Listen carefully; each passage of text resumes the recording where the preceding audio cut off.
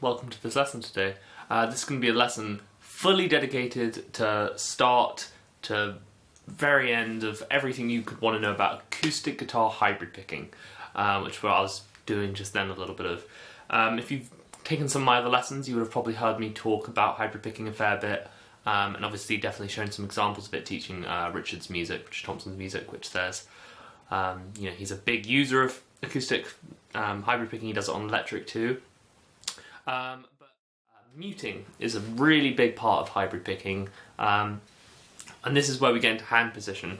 So in most occasions you're going to want to mute the bottom strings. Again, this helps give some definition. If they're both ringing out the same amount, it can get a bit just cacophonous, and there's not a lot of... It's hard to kind of differentiate the two things you're playing. But if you start muting this one, it just again helps to balance the volumes, but it also keeps the bass underneath everything, so what you're playing on the top really speaks. So what I try and tend to do is use these clusters, and so I'll use these quite a lot.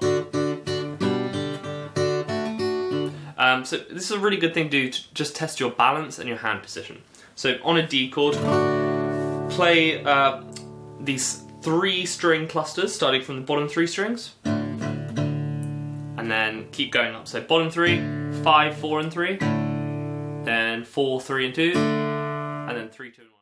Again, this is something you've probably done. If you've done any fingerpicking before, this will be very familiar to you, but we're going to do it in this certain style. And I'm going to use one of Richard's songs as an example as well, but simply it's just doing this kind of arpeggiated.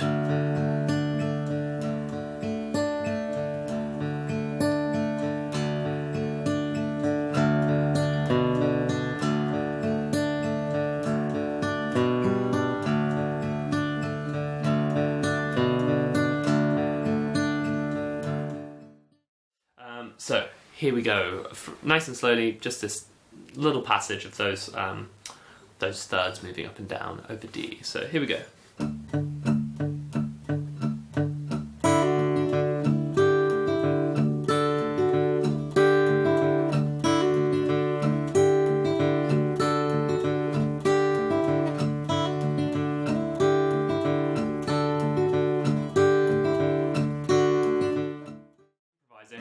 If you're playing something like this and you want to improvise,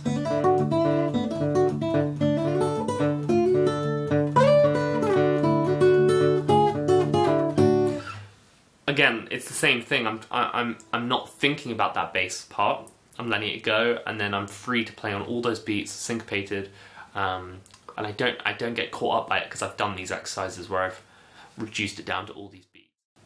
About as hard as it gets. 2 little things I think worth pointing out. That first beat is on an off beat, so that's when your fingers are going up at the same time, so it's on an upstroke with your pick. Hard. And then that flat picking,